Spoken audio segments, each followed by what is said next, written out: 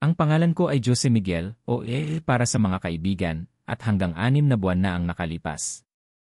Si Lolo Salvador ang naging sandigan ko sa buhay matapos mamatay ang aking mga magulang sa isang aksidente sa sasakyan noong ako ay 12 taong gulang. Pinalaki niya ako sa kanyang malawak na lumang bahay sa isang subdibisyon sa San Juan na napapaligiran ng kanyang koleksyon ng mga first edition na libro ng mga Filipiniana at mga antigong orasan. Kahit na hindi niya ito lubos na maunawaan. Hindi ko maintindihan kung bakit may magbabayad para sa mga computer drawing mo, madalas niyang sabihin. Habang tinititigan ang aking mga digital illustration sa pamamagitan ng kanyang salamin sa pagbasa. Pero may talento ka, Yen. Laging sundin ang iyong talento.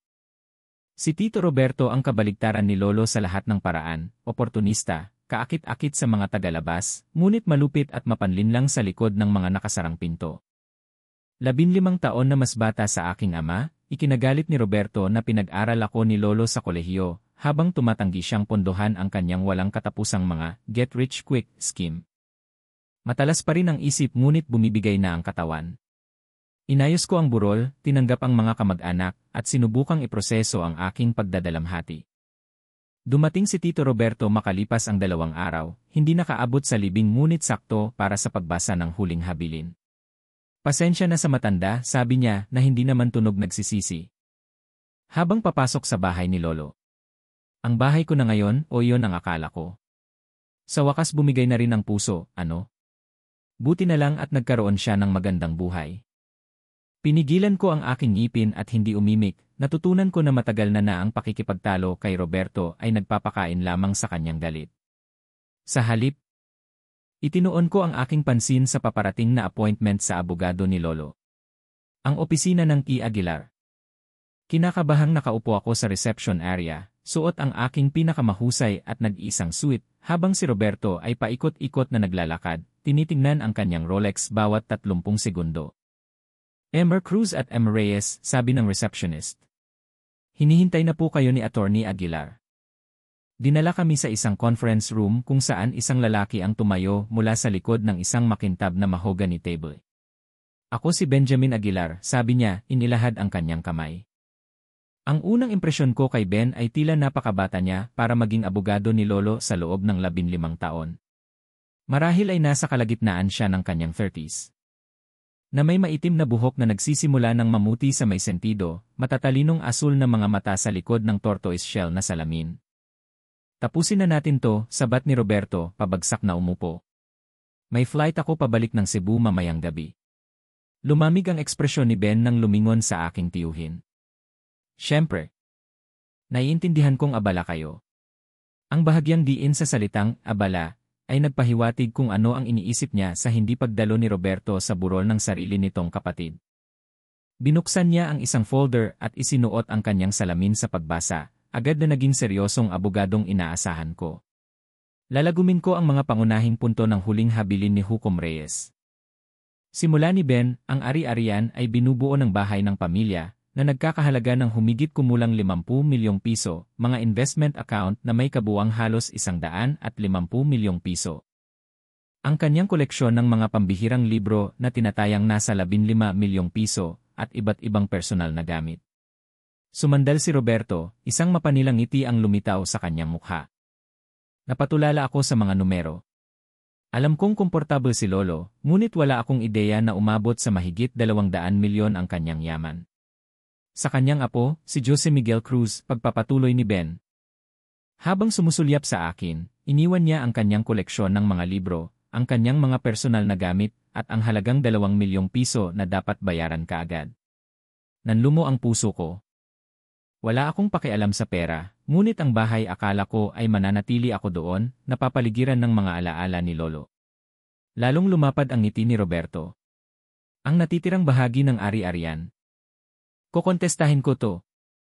Iyan ay karapatan mo, mahinahong sagot ni Ben, ngunit dapat kong ipaalam sa iyo na inaasahan ng iyong ama ang reaksyong ito. Ang huling habilin ay may kasamang no contest clause, ibig sabihin kung hahamunin mo ito at matalo ka, mawawala sa iyo ang probisyon na ginawa niya para sa iyo. Anong probisyon, tanong ko? Nagsalita sa unang pagkakataon. Nag-atubili si Ben, isang buwanang stipend na 100,000 piso habang buhay na nakadepende sa ilang mga kinakailangan sa pag-ugali. Mapait na tumawa si Roberto. Mga kinakailangan sa pag-ugali. Kinokontrol ako ng matanda mula sa libingan. Tipikal. Kinuha niya ang kanyang quote. Makakatanggap kayo ng sulat mula sa mga abogado ko, Aguilar. Kayong dalawa. Padabog siyang lumabas, isinara ang pinto. Sa biglaang katahimikan, dahan-dahan akong huminga. Pasensya na sa nangyari, sabi ko. Huwag kang humingi ng tawad para sa kanya, sagot ni Ben. Bahagyang lumambot ang kanyang profesional na kilos. Binalaan ako ng lolo mo na maaaring mangyari ito. Pinulot ko ang itinapong sulat ni Roberto, inunat ito. Maaari ko bang? Tumango si Ben. Bahagi na yan ng dokumentasyon ng estate ngayon. Maikli ngunit matalas ang sulat. Roberto, pinanood kitang sayangin ang bawat pagkakataong ibinigay ko sa iyo. Hindi ko pupunduhan ang iyong iresponsibilidad mula sa kabilang buhay. Ang stipend ay sapat na para madagdagan ang isang desenteng pamumuhay, ngunit hindi sapat para mabuhay ng hindi nagtatrabaho. Si Gail ang mangangasiwa sa trust dahil, hindi tulad mo, nagpakita siya ng integridad at tamang pagpapasya. Marahil ang kaayusang ito ay sa wakas ay magtuturo sa iyo ng halaga ng tapat na pagtatrabaho. Itaygi. Aray, sabi ko, napangiwi. Masyadong matindi yan kahit para kay Lolo. Diretso magsalita si Hukom Reyes, sang-ayon ni Ben, isang pahiwatig ng ngiti ang sumilay sa kanyang mga labi. Ngunit makatarungan. Nais niyang maglaan para sa inyong dalawa sa mga paraang sumasalamin sa inyong mga pagkatao. Ibinaba ko ang sulat. Hindi ko maintindihan kung bakit ako ang ginawa niyang trustee. Wala akong alam sa pamamahala ng pera. Doon ako papasok, paliwanag ni Ben. Ang trust ay profesional na pinamamahalaan ng aming firm. Magkakaroon ka ng mga karapatan sa pangangasiwa at pag-apruba, ngunit hindi sa pang-araw-araw na mga responsibilidad. Nag-atubili siya. Marami pa tayong dapat pag-usapan, ngunit marahil gusto mong maglaan ng ilang oras para iproseso muna ito. Tumango ako, pakiramdam ko'y nalulula. Salamat. Habang tumatayo ako para umalis. Kumuha si Ben ng isang business card mula sa kanyang desk. Nasa likod ang cell number ko, sabi niya. Tumawag ka anumang oras kung may mga tanong ka. Huminto siya. At huwag kang mag-alala sa mga banta ng tiyuhin mo. Matibay ang huling habilin ng lolo mo. Kinuha ko ang card, napansin ang personal na numero na nakasulat sa malinis na pagkakasulat sa likod. Salamat. Ben. Sa sumunod na linggo, sinubukan kong masanay sa aking bagong katotohanan. Ang 2 milyong piso ay agad na inilipat sa aking account, mas malaking pera kaysa sa naranasan kong hawakan. At nagsimula akong makatanggap ng buwanang distribusyon mula sa trust na 4 na beses ang sahod ko sa graphic design. Maaari na akong mag-quit sa trabaho kung gugustuhin ko. Ituloy ang aking sining ng full-time, maglakbay, bumili ng bagong kotse para palitan ang aking 15 taong gulang na Honda. Sa halip, natagpuan ko ang aking sarili na paralisado sa pag-aalinlangan. Natutulog sa aking apartment sa halip na lumipat sa bahay ni Lolo, na teknikal na akin na ngayon ngunit pakiramdam ko'y kanya pa rin. 10 araw pagkatapos ng pagbasa ng huling habilin. Nakatanggap ako ng formal na abiso na kinokontesta ni Roberto ang habilin sa batayan ng undue influence at diminished capacity. Ang sulat mula sa kanyang abogado, na nakaprint sa mamahaling letterhead mula sa isang prestihiyosong law firm sa Cebu, ay humihingi ng agarang pagtigil sa lahat ng aktibidad ng trust habang nakabinbin ang legal na resolusyon. Pasensya na sa pagtawag ng ganitong oras pero ayos lang, putol niya, uminit ang kanyang boses. Tinatapos ko lang ang ilang trabaho. Anong meron? Dalubhasa sila sa trust litigation at mayroon silang parang 70% success rate. Nagkaroon ng katahimikan. Nasaan ka ngayon? Tanong ni Ben. Sa apartment ko. Bakit? Naghapunan ka na ba? Nabigla ako sa tanong. Hindi pa, sa totoo lang. May isang kainan malapit sa'yo, ang Goda, pwede mo ba akong salubungin doon sa loob ng 30 minuto? Hindi gaanong formal at kakaibang mas madaling lapitan kaysa sa kanyang opisina. Salamat sa pakikipagkita, sabi ko habang umuupo sa booth. Sana hindi ko sinisira ang Biyernes ng gabi mo. Ang tapsilog nila ay life-changing. Umorder kami ng tapsilog para sa aming dalawa sa kanyang pamimilit, at pagkatapos ay sumandal si Ben, seryoso ang kanyang ekspresyon.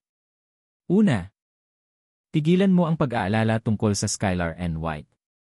Magagaling sila, pero mahal din sila, na siyang dahilan kung bakit sila kinuha ng tiyuhin mo. Umaasa siyang matatakot ka sa isang mabilis na settlement. Iyon ba ang dapat kong gawin, tanong ko.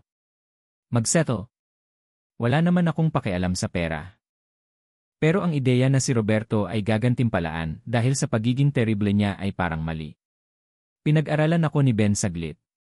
Sinabi ng lolo mo na may integridad ka. Nakikita ko yan ngayon. Uminom siya ng tubig. Hindi, sa tingin ko hindi ka dapat mag-settle. Inaasahan ni Hukom Reyes ang hamong ito at gumawa siya ng mga hakbang para gawing contest-proof ang kanyang huling habilin. Sumailalim siya sa mga cognitive evaluation bago ang bawat rebisyon, idinokumento ang kanyang mga dahilan, at tiniyak na mayroong maraming saksi sa kanyang katinuan. So, mananalo tayo. Ang litigasyon ay hindi kailanman tiyak, pag-iingat ni Ben, ngunit naniniwala akong mayroon tayong napakalakas na kaso. Dumating ang aming pagkain at habang kumakain kami, ang usapan ay lumipat mula sa legal na estratehiya patungo sa mas personal na teritoryo. Tinanong ni Ben ang tungkol sa aking trabaho sa graphic design. Nalaman ko na noong una ay plano niyang maging isang public defender, ngunit napunta sa estate law matapos mag-clerk para sa isang hukom na dalubhasa sa mga kasong probate. Gusto kong tulungan ang mga tao na protektahan kung ano ang mahalaga sa kanila, paliwanag niya. Hindi ito kasing dramatiko ng criminal law, ngunit pantay na makabuluhan sa sarili nitong paraan. Subukan mong maging isang baklang abogado. Inaasahan ng lahat na makikipag-date ako sa mga doktor o finance guys. Ang huli kong boyfriend ay isang pastry chef, at iisipin mong inanunsyo kung nakikipag-date ako sa isang alien. Ito ang unang tahasang kumpirmasyon ng kanyang sekswalidad. Pero subukang huwag mag-alala tungkol sa hamon ng tiyuhin mo. Ihahain natin ang ating tugon sa Lunes, at pananatilihin kitang updated sa bawat hakbang. Pinilit niyang bayaran ang hapunan, may budget ang firm para sa mga client meeting, at sabay kaming lumabas sa malamig na gabi ng Maynila. Ang kotse ko ay sa direksyong yan, sabi niya. Itinuturo ang downtown. Gusto mo bang ihatid kita? Ilang bloke lang ako mula rito, sagot ko, itinuturo ang kabilang direksyon.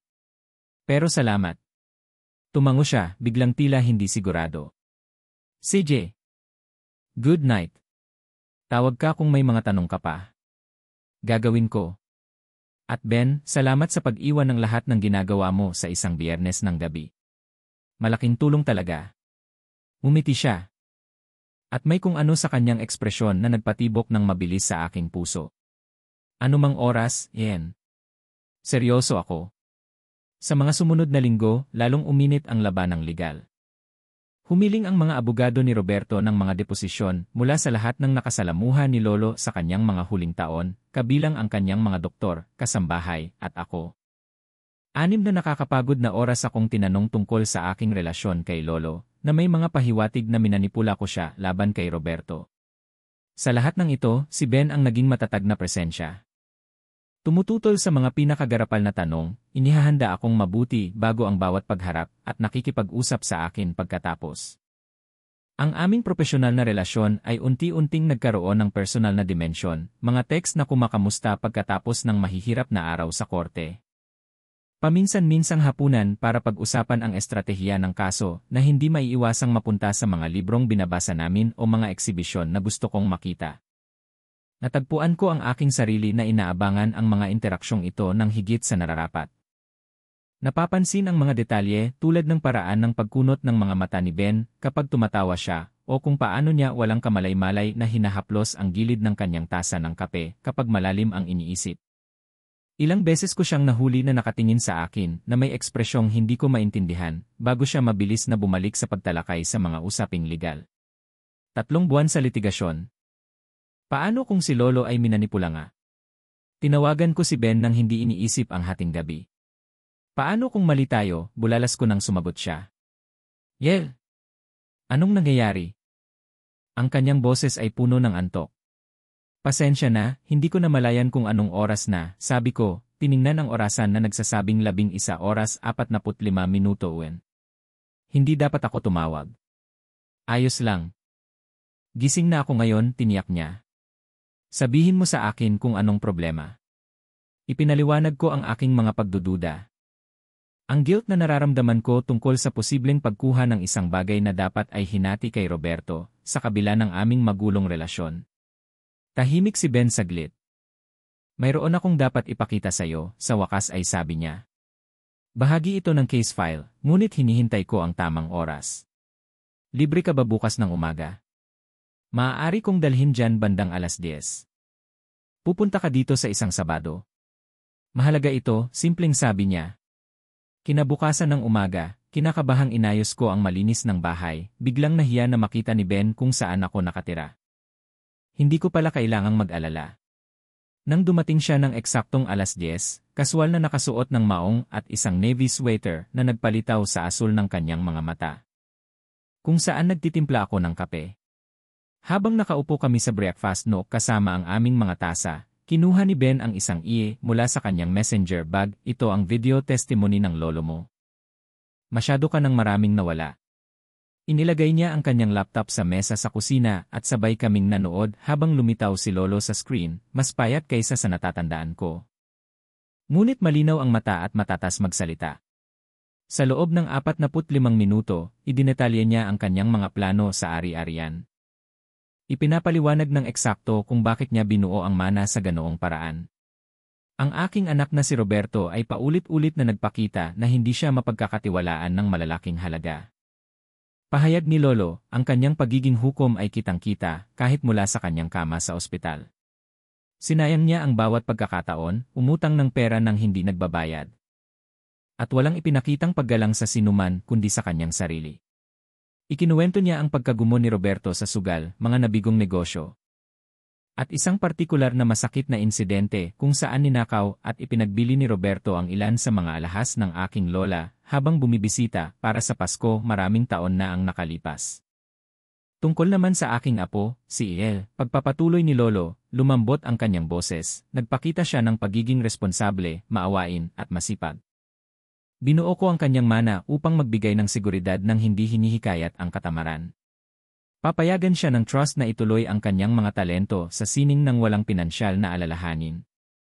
Habang ang responsibilidad sa pangangasiwa sa stipend ni Roberto ay magpapaunlad ng kanyang mga kakayahan sa administrasyon. Nang matapos ang video, tumutulo na ang luha sa aking mukha. Hindi lamang dahil sa kalungkutan, kundi dahil sa pagkaunawa kung gaano kalalim ang pag-isip ni Lolo para sa aking kapakanan, kung gaano niya ako kakilala. Siguradong sigurado siya sa lahat. Sabi ko, pinupunasan ang aking mga mata. Kahit sa pagkamatay. Inabutan ako ni Ben ng tissue. Si Hukom Reyes ang pinaka-deliberate na taong nakilala ko. Isinasaalang-alang niya ang bawat anggulo. Inaasahan ang bawat hamon kabilang na kung paano ka magdududa sa iyong sarili. Kaya naghintay kang ipakita ito sa akin. Bahagya, pag-amin ni Ben. Lahat ng sinabi niya tungkol sa iyong integridad at habag, nakita ko mismo. May kung ano sa kanyang boses na nagpatigil sa akin. Nawala ang kanyang propesyonal na maskara. Na nagpapakita ng isang ekspresyon ng bukas na paghanga na nagpahinto sa aking paghinga. Ben, ako. Tumulog ang kanyang telepono, sinira ang sandali. Tiningnan niya ang screen at kumunot ang noo. Pasensya na, opisina to, kailangan kong sagutin.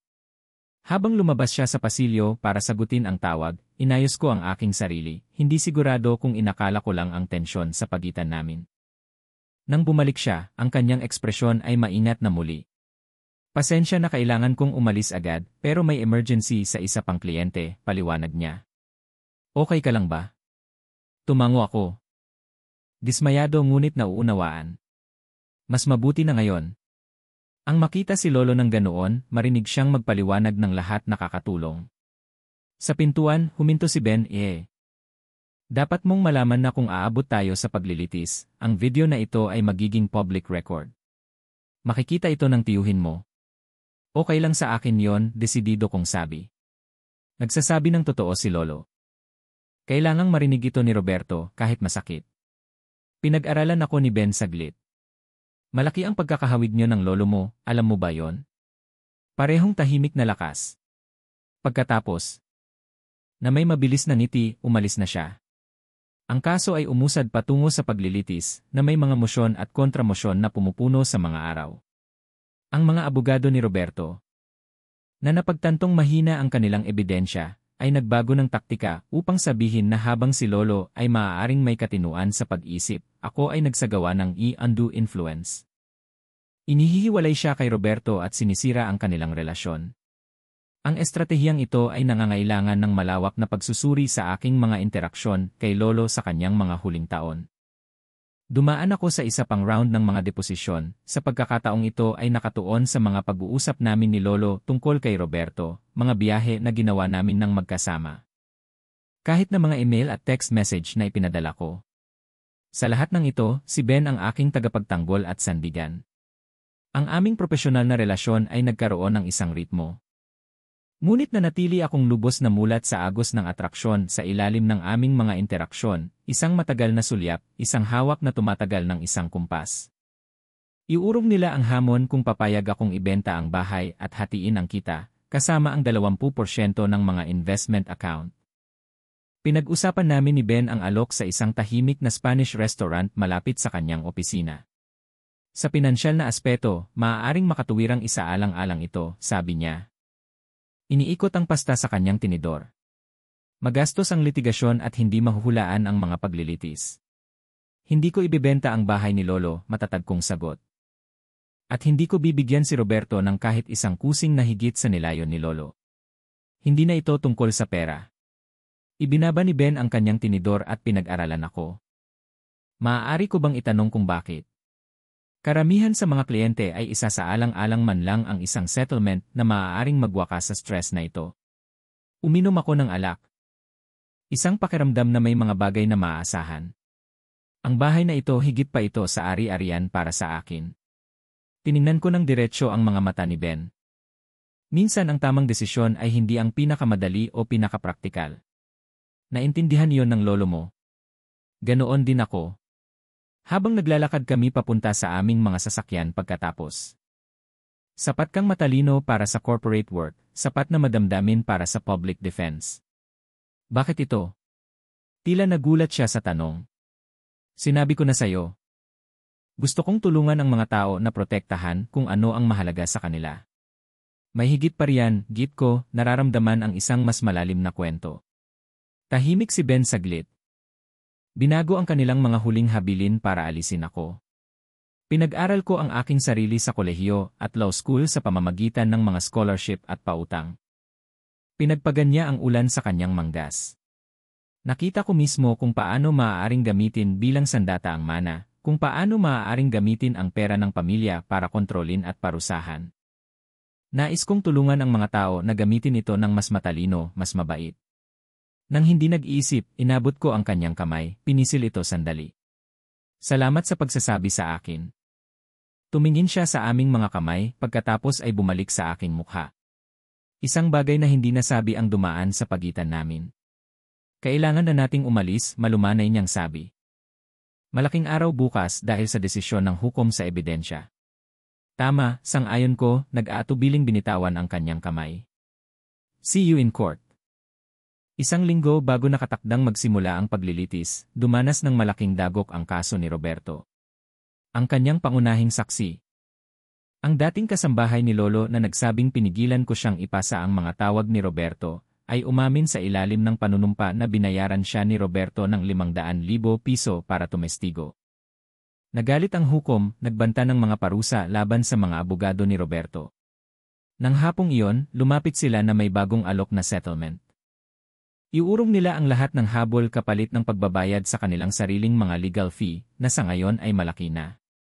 Tinawagan ako ni Ben na may balita. Isang ganap na pagsuko, sabi niya.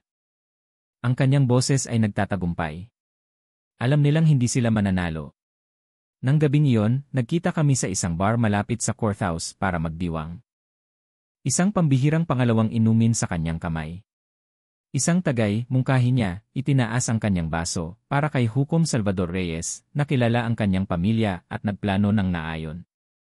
Itinagis ko ang aking baso sa kanya. At sa kanyang abogado, na lumaban ng husto para ipagtanggol ang kanyang mga kahilingan. Ngumiti si Ben, ngunit mayroong lungkot sa kanyang ekspresyon. Isang karangalan ang maging kinatawan mo, Yen. Ang formal na pananalita ay tila kakaiba sa akin.